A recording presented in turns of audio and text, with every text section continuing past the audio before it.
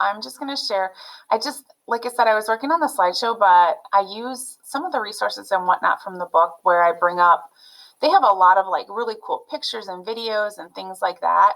And I couldn't access any of them. I don't know what's going on. I have an email into like the rest of the social studies department. And if they're not having problems, then I'll have to probably call like the company, the book company, and find out what the heck is going on. So, but that's okay. I mean, I have plenty of stuff for today and we can talk things through. And then next week we will do that video I was talking about Auschwitz. So, okay. So we talked about the war had started. So the war had started in Europe and now the Americans were involved. And the Holocaust started long before the actual war started.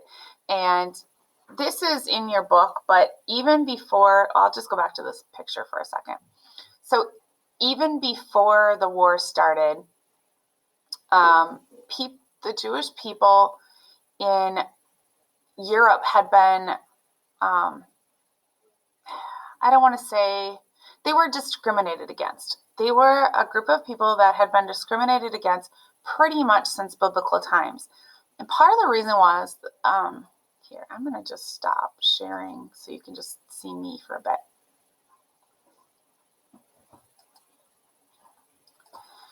Part of the reason that the Jewish people were discriminated against was because they were different and they had no country of their own. So, you know, Israel has been set up after World War II as a homeland for people of Jewish ethnicity, but unlike Germans who had been born in Germany, lived in Germany, were German, you know, Italians were born in Italy, their families were from Italy, they've always been from Italy. The Jewish people were kind of a migratory group, and they settled all over Europe after, like I said, after biblical times. I mean, from the time that they were persecuted in ancient Egypt until the Roman Empire, until Christianity. And then once Christianity set in Europe, they were still criticized and they were still discriminated against because they were so different from the majority that it was just, they never really had their place. So they were a really easy group for Hitler to place blame on. And that's what he did. I mean, he basically said, I am going to place blame on a group of people that don't really have a country to stand on. They don't have anybody really supporting them behind them. There was already anti-Semitism feelings throughout Europe, throughout Germany. Anti-Semitism is just another word for anti-Jewish. So when Hitler decided to use them as kind of his fall guys, and there's lots of rumors out there as to why he picked the people of Jewish faith and background. You know, some people say that it was because there was a teacher that was Jewish when he was little that like did something to him. Some people say that he was actually he was actually the bastard son of somebody that was Jewish. There's lots of rumors out there. I don't think anybody really knows the truth other than that Hitler did have some serious psychological issues. But ultimately, he picked the Jewish people to be the fall guys, and then he started small and built up to what ended up being the Holocaust. So I'll just go through like a few things. Oops, I got to share my screen with you again.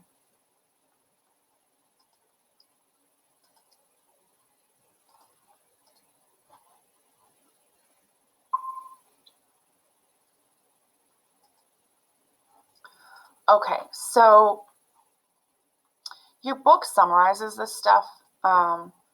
They summarize the Nuremberg laws. So basically when Hitler took over in 1933 or 4, whichever year it was, it started then. He started blaming others.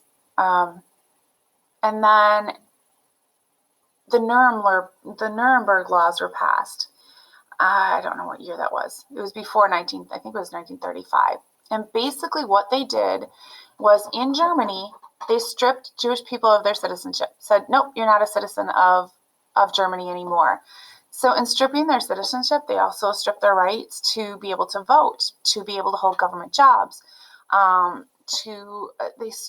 just by doing that act of stripping their citizenship, the Jewish people lost a lot. And so by 1936, you can see that line there, half of Germany's Jews were jobless because they had lost their right to work. And then in 1938, the Nazis banned Jews from practicing law and medicine and operating businesses at all. So by 1938, most of Germany's Jews were were poor, jobless, and a lot of them had lost their homes. Unfortunately for that, like a lot of people still stayed there. But if you think about that, like if you lost all those rights right now, would you leave Wisconsin? Well, I could say, yeah, I might, but my family's here. All my friends are here. So would I leave? It would be really hard to leave because where would I go? And we're not just talking about me moving to Minnesota or Iowa or Illinois. I mean, they had to leave their country if they wanted to have any of those freedoms back. And many people just didn't have the means to do that either. Let's see, what do I have on the next slide here? I'll talk a little bit about that in a bit. So then there was an event called Kristallnacht. So I'll tell you how it happened, and then there's a little video. It's only about 4 minutes long that I'll show you. So basically what happened was a Jewish refugee, you can see that there, killed a German diplomat in Paris. He was angry because he had just found out that the Germans were deporting the Polish Jews. So they weren't the German Jews that had been born there and lived there. They were Polish Jews that had immigrated to Germany at some point along the way. So he was sending them all back to Poland. Poland wasn't any better. There was already things going down there. And so he deported 14,000 people, and the people didn't really have any place to go. So this young man killed a German diplomat in Paris, and Hitler retaliated. And Kristallnacht happened. So I'm going to just show you the video because it'll explain it in pictures better than words.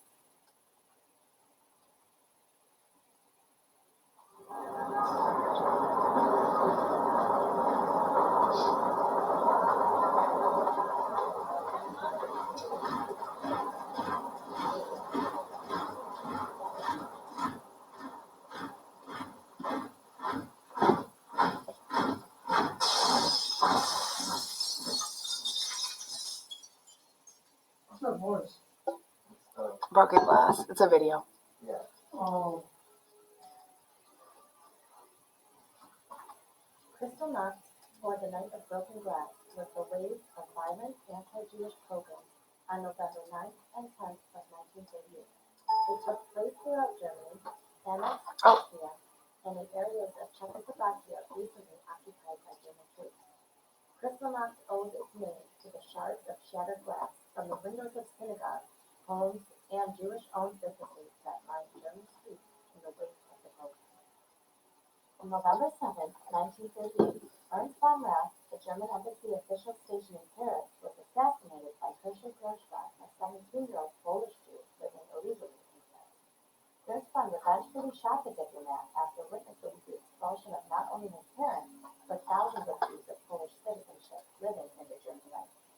Von Rath died on November 9, 1938. The same day, at a meeting of Nazi Party leadership, propaganda minister Joseph Goebbels, the chief instigator of the Kristallnacht program, suggested that rogue Jewry had conspired to commit the assassination and ordered that any demonstration, while not organized by the Nazi Party, shall not be hampered. Newspapers reported otherwise. After Goebbels' speech, violence erupted in various parts of the Reich. Paramilitary, or SA, and Hitler Youth units throughout Germany and its annexed territories destroyed Jewish-owned homes and businesses.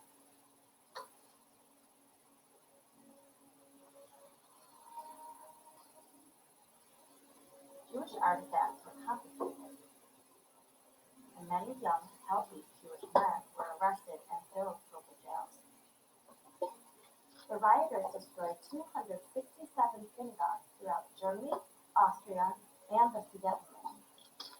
Many synagogues burned throughout the night in full view of public and of local firefighters, who had received orders to intervene only to prevent flames from spreading to nearby buildings.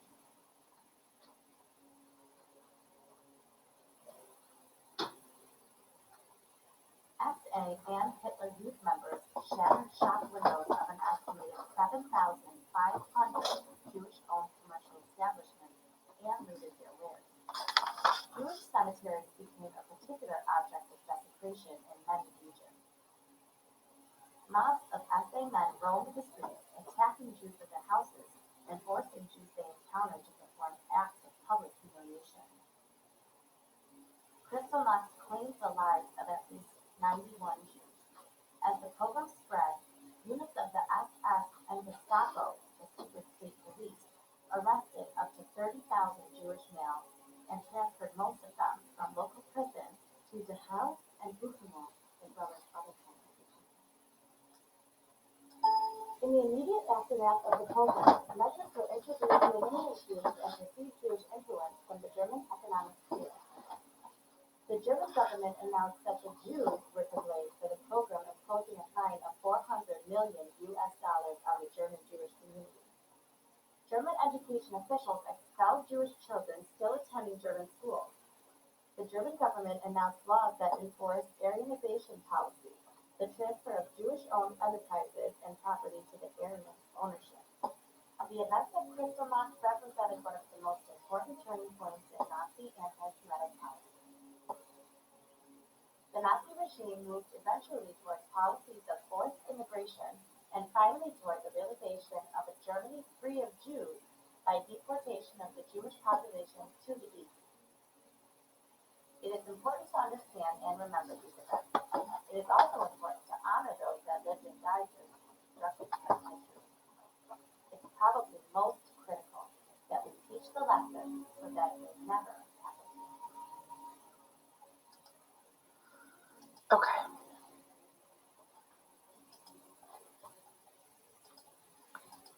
Okay, so I always like to show a little video on that because it's something that not a lot of students know about. They know about the Holocaust. They have a basic idea of what happened, but that was not that things hadn't started before then, because they certainly had, but that was a kind of a turning point where it became okay for German people to look the other way. It became okay to let a synagogue burn and not do anything to try and help it.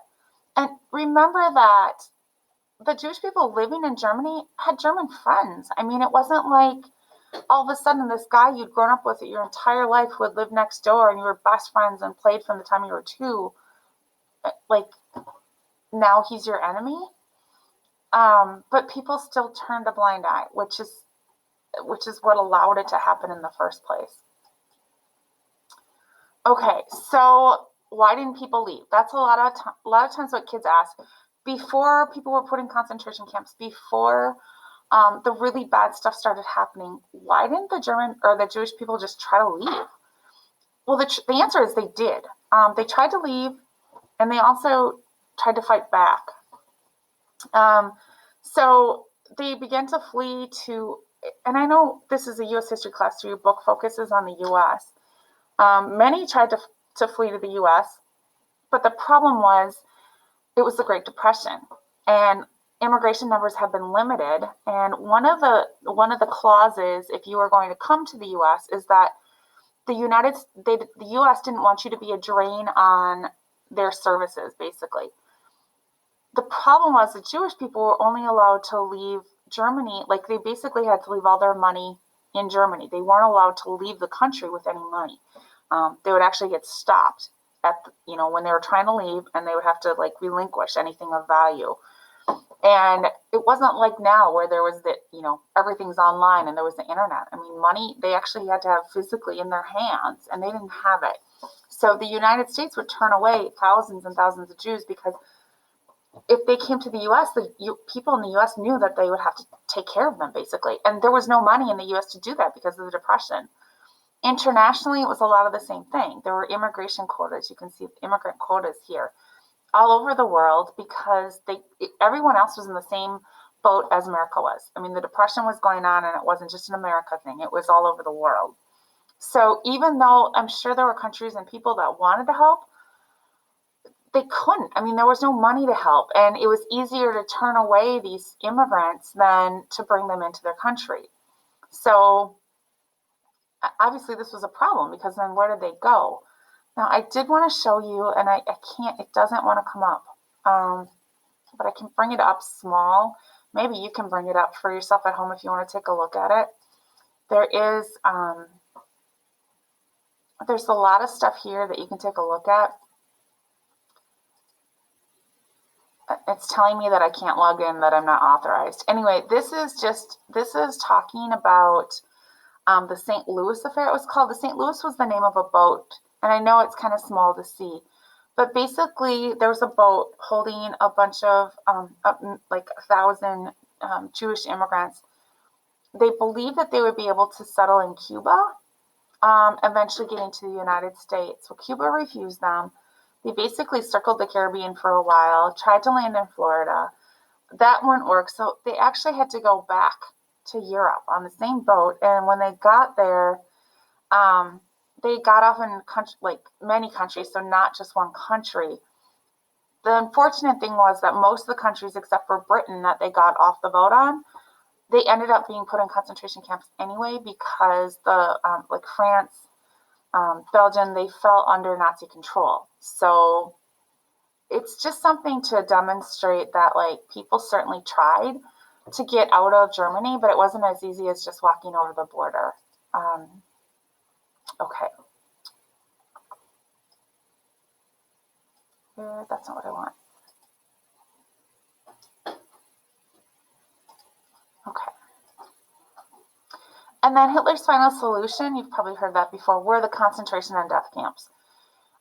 So when they started in full force to implement the final solution, they basically just rounded up Jewish people, not just Jewish people, but gypsies, which were people that were kind of wanderers. If you want to think of it as like carnies nowadays, like people that live and work with a carnival and they just move around and go to wherever the carnival is. It was kind of like that. They lived on the road. They were migratory. So gypsies were rounded up. People with disabilities were taken because they were of no use to the Reich, because they couldn't fight, they couldn't work.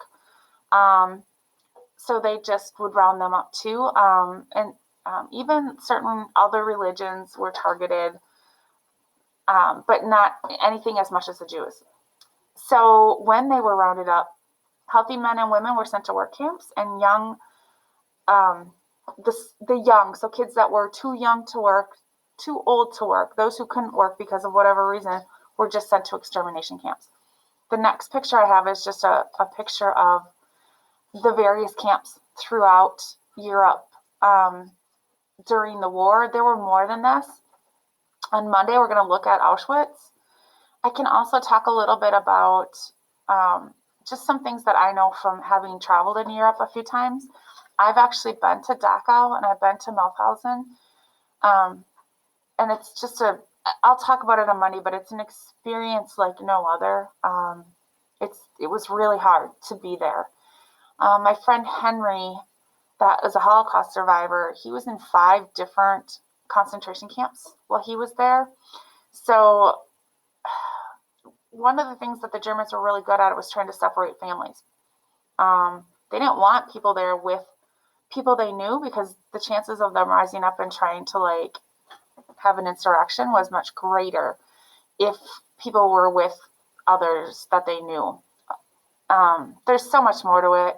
A lot of times by the time people got to those camps, they were so beaten and broken down that they didn't even have the will to fight back. And you can read about and hear about the horror stories that was the Holocaust.